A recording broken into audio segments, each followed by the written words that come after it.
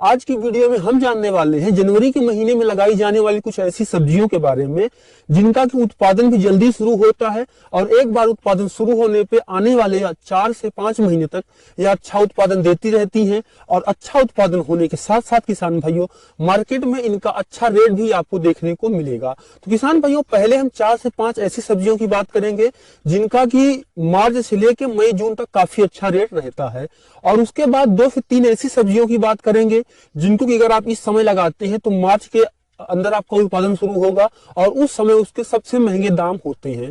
और सबसे अंतिम में हम 3 से 4 ऐसी सब्जियों के बारे में बात करेंगे जिनकी की लागत भी कम होती है और समय भी कम लगता है और उत्पादन भी अच्छा होता है और मार्केट रेट भी आपको ठीक ठाक देखने को मिल जाता है। तो पूरी जानकारी अच्छे तरीके से समझ में आए इसके लिए आप इस वीडियो को पूरा देखिएगा, चैनल को भी सब्सक्राइब कर लीजिएगा क्योंकि यहाँ पर मैं आपके लिए खेती बाड़ी से जुड़ी हुई ऐसी ही महत्वपूर्ण वीडियो बनाता रहता हूँ। चलिए शुरू करते हैं। किसान भाइयों सबसे 1 नंबर पे आती है भिंडी की खेती। किसान भाइयों दिसंबर अभी खत्म हुआ है और जनवरी का महीना शुरू हो गया है। अगर आप इस समय जनवरी में भिंडी की बुआई करते हैं तो आगे आने वाले 50 दिन के अंदर आपका उत्पादन शुरू हो जाएगा और एक बार उत्पादन शुरू हो जाने पे आगे आने वाले 4 से 5 महीने तक उत्पादन देती रहेगी। जनवरी के महीने में भिंडी की बुआई करते हैं तो आगे आने वाले 40 से 50 दिन में उत्पादन शुरू हो जाता है। किसान भाइयों अभी 1 जनवरी से लेकर 20 जनवरी तक काफी ज्यादा ठंडी होती है तो इस समय आप खेत में डायरेक्ट बुआई ना करें क्योंकि इससे भिंडी के बीजों का जमाव नहीं होता है। उसके लिए किसान भाइयों आप पहले उसकी नर्सरी तैयार कर सकते हैं। पोट्रे में कोकोपीट और खाद उर्वरक डाल करके आप उसकी नर्सरी डाल सकते हैं, उसके बाद उसको आप लगा सकते हैं। लेकिन अगर आप 20 जनवरी के बाद इसकी बुआई करने जा रहे हैं तब आप इसको सीधे खेत में बुआई कर सकते हैं क्योंकि 20 जनवरी के बाद जो तापमान होता है वो भिंडी के बुआई के लिए उपयुक्त हो गया होता है। तो उस समय आप इसकी जो है वो बुआई कर सकते हैं। किसान भाइयों इसके लिए कौन सी उन्नत किस्मों का चुनाव करें उसके लिए आप ये वीडियो स्क्रीन पे आपको दिखाई दे रहा है, इसको आप देख सकते हैं। किसान भाइयों अब हम बात करते हैं अपनी दूसरी सब्जी की। किसान भाइयों जो हमारी दूसरी फसल है वो है खीरा की खेती। किसान भाइयों अगर आप जनवरी के महीने में खीरा की बुआई करते हैं तो आगे आने वाले 55 से 60 दिन में आपका उत्पादन शुरू हो जाता है और जनवरी के महीने में जब आप बुआई करते हैं तो मार्च के शुरुआत में आपका उत्पादन निकलना शुरू होता है और उस समय मार्केट में खीरा की बहुत ज्यादा डिमांड होती है और अगर आप इसका अच्छे से ख्याल रखते हैं तो 3 से 4 महीने आप इसका भी उत्पादन ले सकते हैं। किसान भाइयों जब आप खीरा की बुआई कर रहे हैं तो ध्यान रखें कि लाइन से लाइन की दूरी आप 4 से 5 फीट रखें और पौधे से पौधे की दूरी किसान भाइयों आप 1 फीट रखें। किसान भाइयों अब हम बात करते हैं अपनी अगली फसल की। हमारी अगली फसल है वो है करेला की खेती। किसान भाइयों अगर आप जनवरी के महीने में करेला की बुआई करते हैं तो आगे आने वाले 55 से 60 दिन में आपका उत्पादन शुरू हो जाएगा। यानी अगर आप जनवरी में बुआई करते हैं तो मार्च के शुरुआत में करेला निकलना शुरू हो जाएगा और उस समय मार्केट में जो करेला है उसकी कीमत 60 से 70 रुपए किलो तक होती है। किसान भाइयों आप ये ध्यान रखें अगर आप जनवरी में शुरू में बुआई कर रहे हैं तो आप उसकी सीधे खेत में बुआई ना करें क्योंकि ठंडी ज्यादा है, तापमान कम है तो जमाव नहीं होता है। किसान भाइयों होता भी है तो काफी कम होता है। उससे बचने के लिए आप पहले घर पे उसकी नर्सरी तैयार कर सकते हैं। जैसे कि मैंने वीडियो के शुरू में कहा पोट्रे में आप उसकी नर्सरी तैयार कर सकते हैं और उसके बाद किसान भाइयों आप उसकी खेत में ट्रांसप्लांट कर सकते हैं। भाइयों खीरा, भिंडी और करेला जो तीनों चीजें मैंने आपको बताई, इन तीनों फसलों के साथ किसान भाइयों आप धनिया की इंटरक्रॉपिंग कर सकते हैं जिससे खरपतवार हटाने का खर्चा भी कम हो जाएगा और आप अच्छा उत्पादन भी ले पाएंगे। चलिए अब बात करते हैं अपनी अगली फसल। किसान भाइयों हमारी चौथे नंबर जो हमारी फसल आती है वो है लौकी। किसान भाइयों अगर आप जनवरी के महीने में लौकी की बुआई करते हैं तो आगे आने वाले 50 से 60 दिन में आपका उत्पादन शुरू हो जाता है और इस समय लौकी का भी काफी अच्छा रेट होता है। चलिए अब बात करते हैं अपनी अगली फसल की। किसान भाइयों अब हम बात करते हैं अपनी 5वीं फसल की। जो हमारी 5वीं फसल है वो है कद्दू। किसान भाइयों अगर जनवरी के महीने में आप कद्दू की खेती करते हैं तो आगे आने वाले 60 से 65 दिन पे आपका उत्पादन शुरू होता है और अगर आप 10 जनवरी के पहले कद्दू की बुआई करते हैं या फिर आप इसका ट्रांसप्लांट करते हैं तो मार्च के आसपास उत्पादन शुरू हो जाएगा और उस समय 1 किलो जो कद्दू की कीमत होती है वो 20 से 30 रुपए होती है और एक कद्दू कितना भी छोटा हो 2.5 से 3 किलो और जो मध्यम होता है 4 से 5 किलो और जो बड़ा होता है वो 7 से 8 किलो का होता है। और एक बार कद्दू की बुआई अगर आप करते हैं तो जब तक आपकी जो लताएं हैं वो फैलेंगी तब तक उसके बीच में आप चाहे पालक, धनिया या फिर कुछ ऐसी फसलें लगा सकते हैं जो कि 1 से 1.5 महीने के अंदर कट जाती हैं, ऐसी फसलों को लगा करके आप इसके साथ इंटरक्रॉपिंग कर सकते हैं और एक लागत में आप 2 मुनाफा कमा सकते हैं। अगर किसान भाइयों आप 15 से 20 जनवरी के पहले कद्दू की बुआई करने जा रहे हैं, तब आप ध्यान रखें कि आप सीधे खेत में इसकी बुआई न करें, क्योंकि जमाव जो है वो थोड़ा कम होता है।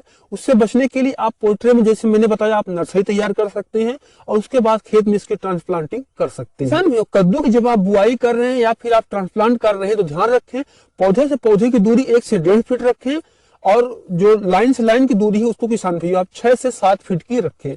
और अब हम बात करते हैं अपनी अगली फसल की। हमारी अगली फसल है वो है नेनुआ। नेनुआ को कहीं पे तोरी, कहीं पे अलग अलग जगह पे इसको अलग अलग नाम से जाना जाता है। अगर आप जनवरी के महीने में नेनुआ यानी तोरी की खेती करते हैं तो यह भी आगे आने वाले 50 से 60 दिन में इसका भी उत्पादन शुरू हो जाता है। और जब आपका जो ये नेनुआ है ये मार्च के पहले हफ्ते में निकलना शुरू हो जाएगा और उस समय मार्केट में इसकी काफी अच्छा डिमांड होती है। अगर हम औसत रेट की बात करें तो 1 किलो की जो कीमत होती है वो 40 से 50 रुपए होती है। किसान भाइयों, इसका भी अगर आप बुआई 15 से 20 जनवरी के पहले करने वाले हैं तो आप नर्सरी तैयार करके ही इसकी बुआई करें। और अगर आप 15 से 20 जनवरी के बाद बुआई करना चाह रहे हैं तब आप इसके सीधे खेत में बुआई कर सकते हैं। किसान भाइयों, इसकी बुआई करते समय आप ध्यान रखें पौधे से पौधे की दूरी 8 से 10 इंच रखें और लाइन से लाइन की दूरी किसान भाइयों आप 1.5 से 2 फीट रख सकते हैं। किसान भाइयों, अब अपनी अगली फसल की बात करते हैं। जो हमारी अगली फसल है वो है फूल गोभी। किसान भाइयों, बहुत सारे किसान भाई हैं जो कि फूल गोभी का इस समय रेट कम होने से परेशान हैं और बहुत सारे किसान भाई हैं जिन्होंने इस समय फूल गोभी की नर्सरी डाल रखी है। अगर आपने इस समय फूल गोभी की नर्सरी डाल रखी है, जनवरी के महीने में आप इसका ट्रांसप्लांट कर सकते हैं और आगे आने वाले 2 महीने के आसपास जब आपकी जो गोभी है वो तैयार होगी मार्च के आसपास, उस समय फूल गोभी का भी मार्केट में काफी अच्छा रेट होगा। तो अगर आपने इसकी नर्सरी डाल रखी है तो आप इसको लगा सकते हैं और अगर आपने इसकी नर्सरी नहीं डाल ली है जनवरी के महीने में आप इसकी नर्सरी भी डाल सकते हैं और फरवरी के महीने में आप इसको लगा सकते हैं। किसान भाइयों, हमारी जो अगली फसल है वो है पत्ता गोभी। किसान भाइयों, बहुत सारे किसान भाई हैं जनवरी के महीने में पत्ता गोभी लगाते हैं।